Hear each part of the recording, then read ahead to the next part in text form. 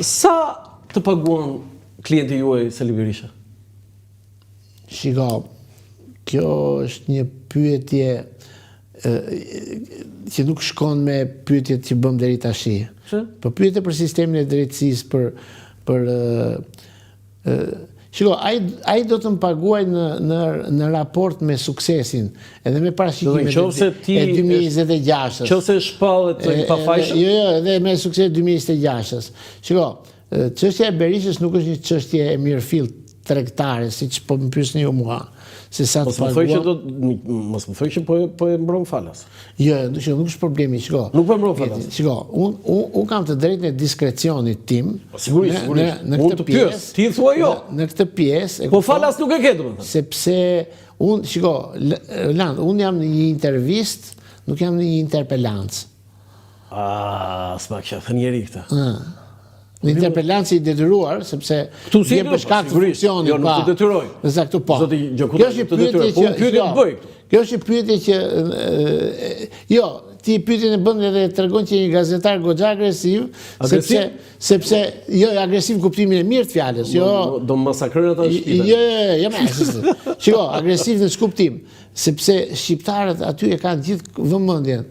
Sa leka më priti, thon, të ka bërë Florid, thon shkruajnë për koment çfarë shkruajnë. A e kupton? Por që të gjithë që e njohin Berishën e dinë që nuk është Berisha nga këta që futet në këto marrëdhënie kaq pa duar. Sa herë je futur dhe ke dal nga spaku vetëm për Berishën, zoti Gjokutaj? Shumë. Sa herë? Po llogarisni 30, 50. 2 herë shpyetur dhe një herë në 2 javë. Nuk i kam numëruar.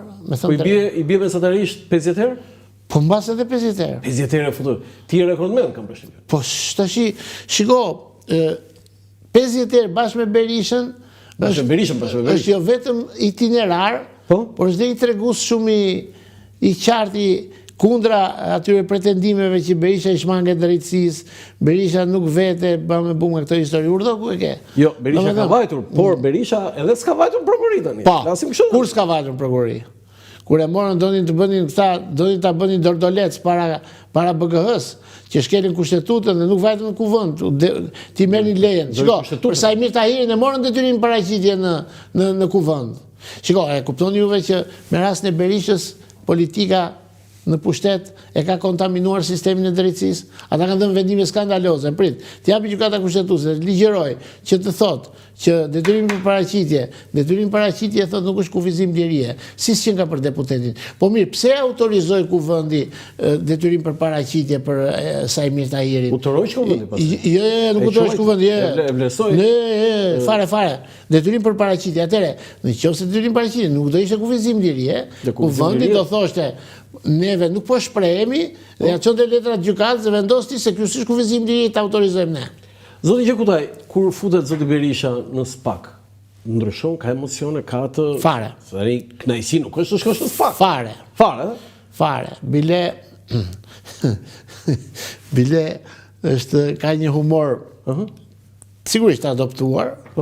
Edhe në pyetjen e parë që pyetën ata, sepse ata prokurorët ishin komplet pa përgatitur, kur e thirrën herën e parë, sepse taktikisht unë ju thash që nuk do vi, thash.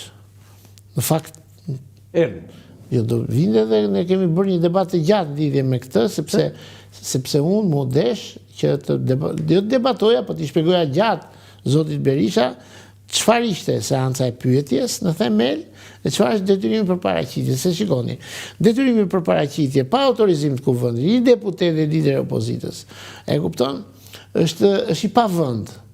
Është i pavend, sepse detyrimi për paraqitje, shikoj, masat e sigurimit duhet të garantojnë prezencën fizike të personit. Personi publik nuk ka nevojë të paraqitet, ai është 3 herë në ditë në televizion, e kupton? Pra qëllimi i ligjit është të siguroj prezencën kur nuk e kur ai nuk ka vullnet vet.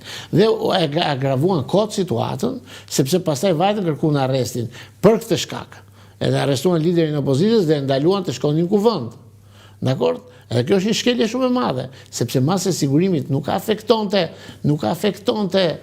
mandatin. Zoti Berisha, atje është seancë pyetje përgjigje. Si është ajo? Na tregon diçka, se ne shikojmë vetëm zoti Berisha kur del jashtë. Të thash ishin pa përgatitur. Pse? Pyetje e parë që bëri prokurori ishin dy prokurorët, Arben Kraja dhe Greta Milonaj. Dhe pyetja e parë ishte ku keni punuar nga viti 94 e mbrapa, a 92. Prit. Edhe Berisha me një aktrim të lehtë ishte president. Shikonte ata, shikonte mua. Urdhoi tha edhe një herë. Se po tha Berisha urdhoi, do të thonë që s'pëlqen. Urdhëroi tha, i the përsëriti pyetjen. E kupton? Kjo s'është pyetje për një person që ti e ke thirrur për ta pyetur për korrupsionin. Edhe me delikatesë më thot mua agent, thot menaxhoje këtë situatë. Kështu të tha? Po. Më thënë që kjo s'është pyetje të për mua. Edhe pastaj pyetje tjera, kish marrë një listë me personele të kryeministrisë. I tha unë di pashpunëtorët e mi, tha merre mund ta ju mund të pyesni edhe për Baçevanin. A ka debatuar zoti Berisha me prokurorët? Patjetër. Jo, mund ta tregosh në një moment? Po shiko, debati ka qenë në planin që Berisha që mbi nivelin e prokurorëve.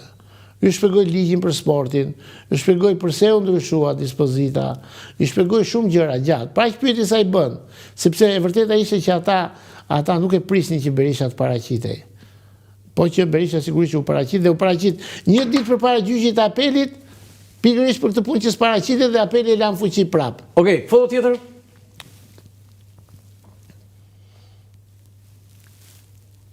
Këta janë 20 prokurorët e SPAK-ut. E para njëherë zoti Gjekutaj, cili është mendimi juaj për këtë trupën e SPAK-ut? Shiko, unë do t'jap konsideratën time personale, profesionale. Po, profesionale, po. Këta janë ekspertë më të mirë që kemi ne. Po Berisha, klienti ju i të thot banda kriminale? Po ke dhe bandit që janë me titull shkencor. Po ti the janë më të mirë që ka Shqipëria. Specialistët, thash. Po pra specialistët më të mirë. Nga pikpamja juridike, procedurale, këta janë proceduralistë, janë magjistrat, a kupton. Dhe mua kjo më ka bërë çudi, sepse në gjithë praktikën time të punës, njerëzit e aftë profesionalisht e kanë margjin e korruptimit shumë të ullët. Sigurisht. Shumë. Unë nuk di që këta të jenë korruptuar materialisht, por moralisht një pjesë e tyre janë futur thellë në shërbim politik. Rama, Blinken, Soros, si di këto ti. Po ja pra këta, kush ka pasur çështje me politikën? Arben Kraja. Po patjetër. Është korruptuar Arben Kraja? Dumani, po i korruptuar moralisht.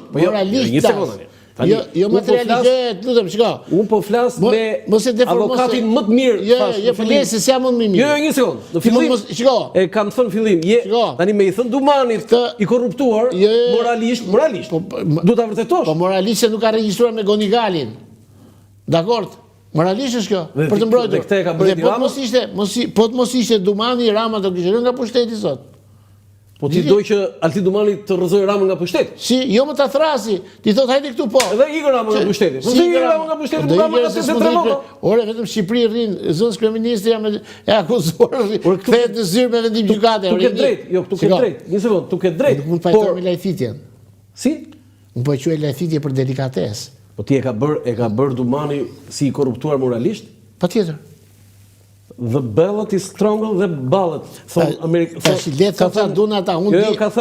thënë Abraham Lincoln që vota është më e fortë se sa plumbi. Atëre, SPAK-u deri më sot, tash nuk e di këto kohët e fundit se prefiksi ishte me Washingtonin. Ka ndryshuar Washingtoni, ka ndryshuar sjelljet edhe këta. Dakord? Por deri më sot, këta kanë bërë agjendë politike. Po nga kush se duhet ta vërtetosh zoti opozitën në burg, po le. Unë jam i prirur të besoj. A futet, ja them unë ty. A futet, arrestohet në vit elektoral liderat e opozitës? Në vit elektoral. Ti thuaj që këta të kenë agjendë kështu të mbajnë kur janë datat? Je prokuror vetë? Jo, prit, po agjendën e kanë bërë ata, se ditën që thirrë Berisha, thirrë edhe i socialist. Po kjo është sa sikur të them ty. Zoti Gjekutaj, pse arrestoi Fatostanën në 93-shin se sa ishin bërë zgjedhjet? Jo, zgjedhjet kishin marrë. Po pra kishim marrë? Po kishin zgjedhje të tjera pastaj. Patjetër, po jo më lere zgjedhje të tjera u thënë vit elektoral. Referendum. Mos bë po në Skot. Shiko, Fatos Nano fut në burg dhe ishte një model për të mësuar studentët